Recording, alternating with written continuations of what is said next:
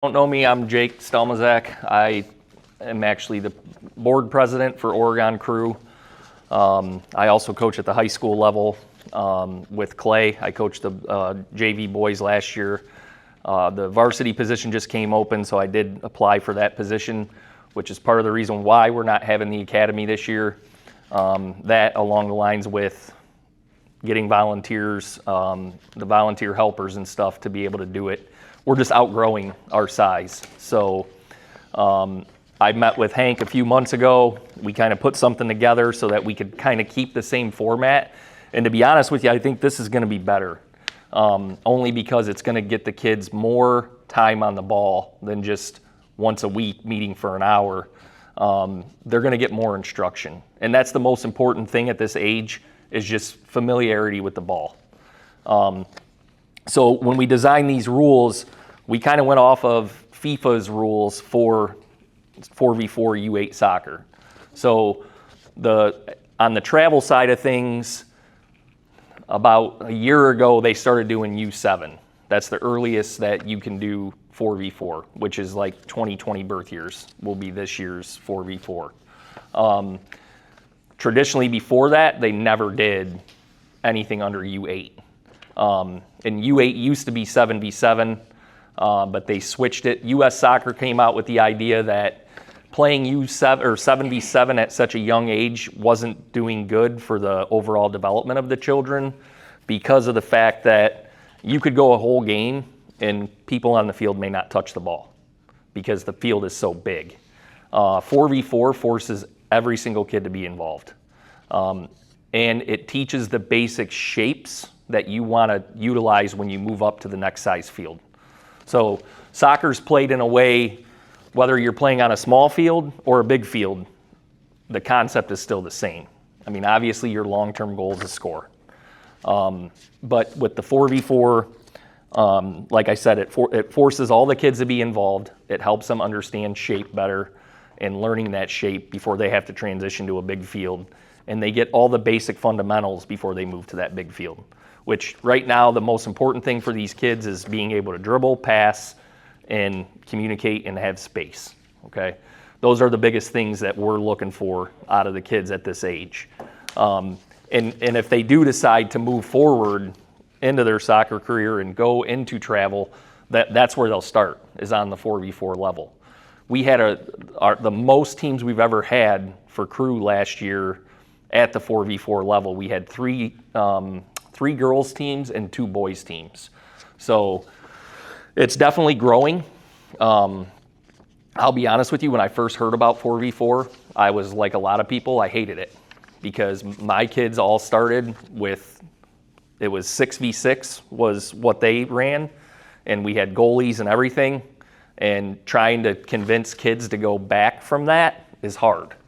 But I can tell you, Jack did it last year with his girls. He can attest to the amount of stuff these kids pick up in such a short period of time playing on that smaller setting. So just to kind of go over the whole rule situation. So your 4v4 field is going to be set up. You have goals and you have a half line, okay? Way I run my 4v4 teams, I use the standard shape of using a diamond. Reason for this being, as the kids get older, we try to teach everything in triangles so that you always have 2 options when you have the ball, okay?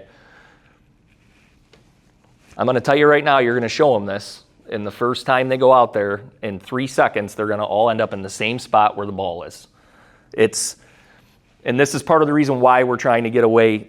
I love my volunteers that I had. The junior high kids are great. They love being there. The kids love them. But part of the thing is with kids these age, you have to have somebody assertive for them to listen more. They know they can kind of walk all over the kids and just kind of goof with them and act like a big sister, little sister thing.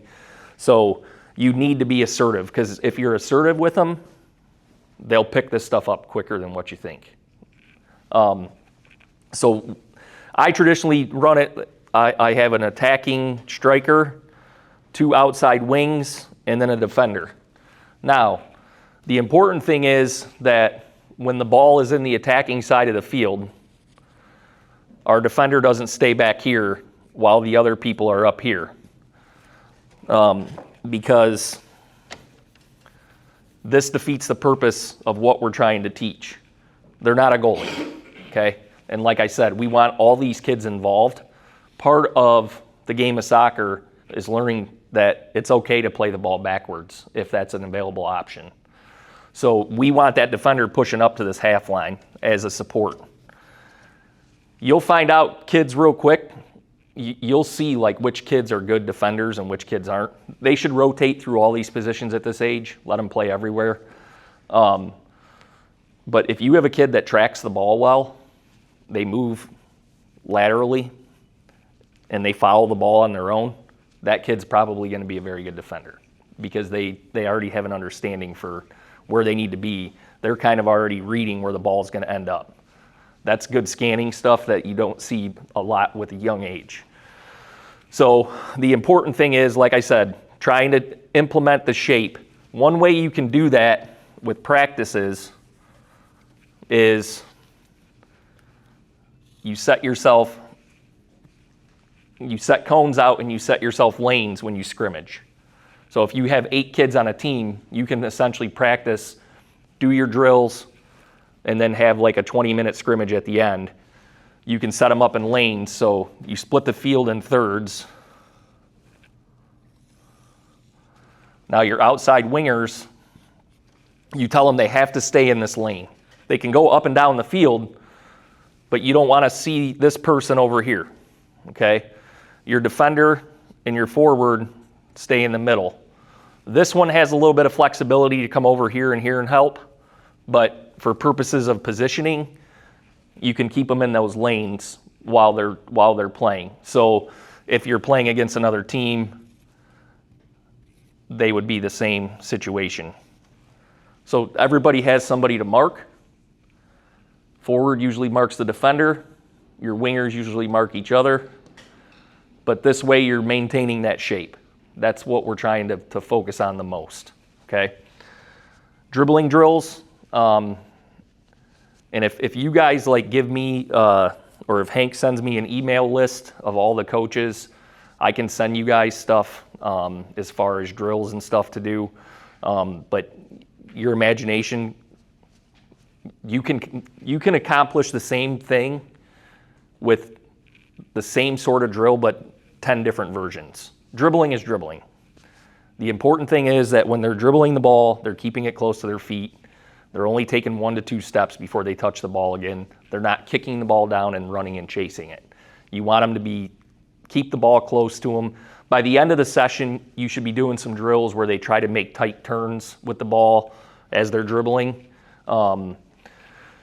We did inside of the academy was the Pac-Man drill. The kids seem to like that, even though the younger the kids get, the less of them know what Pac-Man is. All of us know what Pac-Man is, but a lot of kids have never seen Pac-Man, so they don't know what it is. But we essentially would just put cones out, basically, and then what they would have to do is dribble from cone to cone.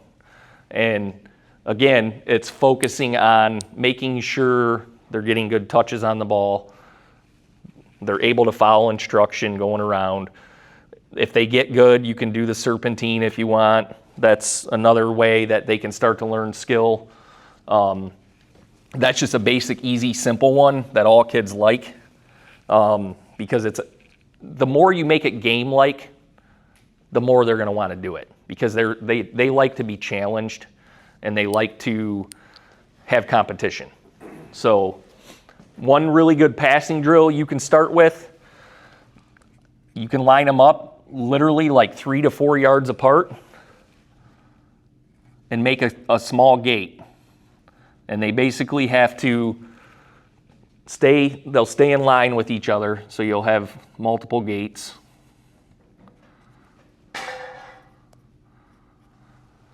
And then the goal of the game is to pass the ball to their partner through the cones and to make a successful pass to them where they receive the ball and then they do it back. And you can time it and have them keep score, like how many times they get it through the cones. If it touches the cone, it doesn't count. And you can make it as challenging as you want. You can start with your cones 4 yards apart, and then as they get better, bring them in some. But again, keeping it something where there's like some type of reward for, oh good, you got 5 this time, let's see if we can get 7. Like the kids think it's great when they accomplish that. So, and when you're doing this, you want to make sure you're like teaching the correct fundamentals. So passing with the inside of the foot. That's how we pass. Stepping towards your target. Wherever your plant foot is pointed is where the ball is going to go. So if I'm passing the ball to Hank with my left foot, my right foot's going to be pointed at him. I'm going to pass with the inside of my foot. It'll go right to him. Those are the things. Like, I don't know if all of your kids have been through academy. We taught squash the bug. That's what squash the bug is getting your plant foot set and then passing or kicking the ball. It's just a dumb way to do it that the kids think is cool. Just like Scott used to always teach peanut butter was his word. A lot of the kids from the academy will know peanut butter. That means spread out. Again, shape and touches are what are the most important. We decided with this league not to even worry about throw-ins, because to spend time and waste time teaching a kid at this age to throw the ball in is pointless. Like they don't need to know how to throw the ball in right now. Once they get up into the U8 level and they're playing at a higher level, like you can do that at practice in 10 minutes. Have them all go through, show them the basic concept of throwing the ball in. Instead, what we encourage is passing in from the sideline. So if the ball goes out of bounds on the sideline, the other team gets the ball, they pass it in with their feet. The other team has to be at least like 7 yards, 7 yards behind to give them space to get the ball in. Again, we could pressure them and make them turn the ball over, but that's defeating the purpose of what we're trying to do. Make it fun. That's the more you make it fun, the more fun they're going to have. One drill you can do also to get kids acclimated to passing, because a lot of kids are just going to want to dribble the ball and not pass. You can run 2v1s. So if you have 2 small goals, or if you're practicing on a field and you move the one goal like to half field and you're only using a half a field, you basically have your one goal here, your other goal here. They can be pretty close. You'll have 2 against 1. This group will start with the ball, the 2v1, and their object obviously is to score. If this person is able to take the ball away, then they can try to score in their goal. You can reward, more points for the defense if they score, and then have the kids like split them up into 2 groups and then have them switch like as a group and let keep score. What you're trying to teach here is that this person is comfortable with the ball until they start to get some sort of pressure, and then they can find that open person to pass to score. Find the advantage. That's a simple one to do with kids this age, that they can start to learn like, hey, I can pick my head up and see this person over here is wide open. Let's hit this person and get us a goal instead of trying to take the person on one-on-one. Understanding pressure. You can even put the kids in line here and, as the coach, be the one defender and kind of go at your own pace. Start off very slow, let them come up to pressure and see what they do with it. A lot of the stuff with U.S. Soccer is they want the kids to kind of expand their mind on their own. A lot of it is just let them play. Like just let them get out there and play, see what they do. I would recommend like at the start of practice, as kids show up, like say 5 kids are there, give 2 of them pennies, the other 3, you're playing keep away, 2 versus 3. Just dribbling around on the field, you're trying to keep the ball away from the other team. And just kind of observe what they do. They'll play. They'll go out and play. You won't have to force them to do it. That's why they're there. And that'll be one of the funnest parts of the day for them. But you can kind of observe at that point and see how they're doing things on their own to see if they're just like getting into a big bunch. But you don't have to coach at that time. Just let them play. and then pick up what you're observing, and that's going to give you a gauge of what needs to be focused and worked on. My girls, I coach the we're U11, but we play up in U12 now. We do keep away before every game as a warm-up. Like, they start out doing their dynamics, and then they literally, I give like 6 of them pennies, and then the other 6 go off, and they just play keep away. There's no goals, there's nothing. They just have to possess the ball. And you want to possess the ball as long as you can. There's no better way to learn. If the other team doesn't have the ball, they can't score. So that's what I always teach all my kids, is possession is the most important thing in soccer. And that's why I say staying in that shape of the diamond and teaching the kids, because you're going to play, even when you get into the travel level, you're going to play teams that still are bunching up and not staying in position. And if you stay in position, you can counter and make a quick attack to score very easily. And again, it's exploiting that. So like, if these people are all marked and this person has the ball, and for some reason this circle comes over here, it's okay for this person to go this way, because then we want to absorb that pressure from somewhere else to open up a lane to go in the other direction. That's the point of the person in the back. They're like your support.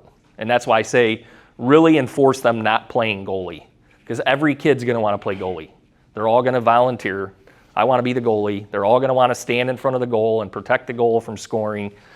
It's at the end of the day, none of these games matter. Whether you win 17-0 or you win 6-5, I know in the kids' minds they're going to think it's the best thing in the world because they beat the team 17-0. But at the end of the day, it's about learning the basic fundamentals and the concepts of the game so that when they move up to the next level, they're ready to go and ready to play. I'm available anytime you guys have questions. Feel free to call me, text me, email me, whatever. I'll answer any questions that I can. I've been around a long time, so I've pretty much seen it all. Soccer's what I'm passionate about. It's what I spend all my time doing. It's not easy to give up the academy, but I got, at this point, I have 3 kids of my own. 2 of them will be in high school next year, so I have to focus on them. And my daughter's going into 5th grade, so I have to focus on her team, and I have to give up something. So that's kind of where I'm at now. Let me just make sure we hit everything. Yeah, I mean, those are just basics. And like I said, if you guys want, I can send you a bunch of stuff. I already have like a bunch of stuff on file that I can email out to you guys. No offside, so you guys don't have to worry about that. Free kicks. If there's like a major infraction that you have to stop play, if it's just like a little foul or something, just let the kids play. Like, if somebody deliberately pushes somebody down or trips somebody and you got to call foul, call the foul. Any free kick, though, is indirect, so they can't just kick the ball directly into the goal. It has to touch another player before it can go in. And you can set that up however you want as far as like your formatting on the field. If the ball goes out past the end line, so again, our field's like this. If the attacking team kicks the ball out, they now have a goal kick. The goal kick can be anywhere near the goal here. You'll position the ball. The other team has to back up past half field. This gives the other team time to play the ball in and get the ball moving before we attack. So, you know, if you're this team here and your team's set up like this, the other team can be set up like this. They get to at least make one pass before the game goes live, okay? So you're going to have, as soon as that ball's played, then your kids can pressure. And I would encourage them, like, at that point, pressure the ball. Like, that's one thing that'll help with on the defensive side of things. So That's how we do goal kicks. Corner kicks, if the ball goes out on the defense, then the ball is placed here or here. There's no flags on the 4v4 fields, but corner kick is a corner kick. You can't score directly into the goal, but you can position your players however you want. The defense just has to be like 5 yards behind the ball. They can't stand right here and block this person from taking the kick. They have to be like 5 yards back. Okay? So that's basically free kicks, corner kicks. There won't be any penalty kicks. There's no throw-ins. We already discussed that. You guys are reffing yourselves. And again, the rules specifically state in here, opponents must remain 5 yards away from the ball until it is in play. The ball is in play once it's kicked or moved.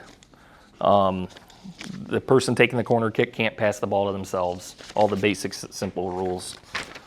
Do you guys have any questions or anything else you want me to cover, or anything else that you need? Any questions soccer related? In travel, what age do they start offsides? They don't start offsides. U8, they actually do start offsides. They do, but it's different. It's not traditional offsides. So their next form will be, there will be an actual build out line here, and the offsides doesn't start until on the inside of the build out line. So it's, and that, the build out line is a whole nother discussion, but it kind of acts as the same as the half line. So them getting used to starting from behind the line will help when they transition, because they have to be behind the build-out line on a goal kick instead of the half line. And then they can pressure. Again, what soccer's trying to get away from is just the kids just kicking the ball as far as they can and hoping that they have a person on their team that's faster than everybody else and that can go and score. Because kids that are 5, 6, 7, and 8, if you have a couple athletes on your team, you're going to be successful. I mean, it's just the nature of the beast. But as they get older and kids are more fundamentally sound, that's when you're going to see this stuff pay off.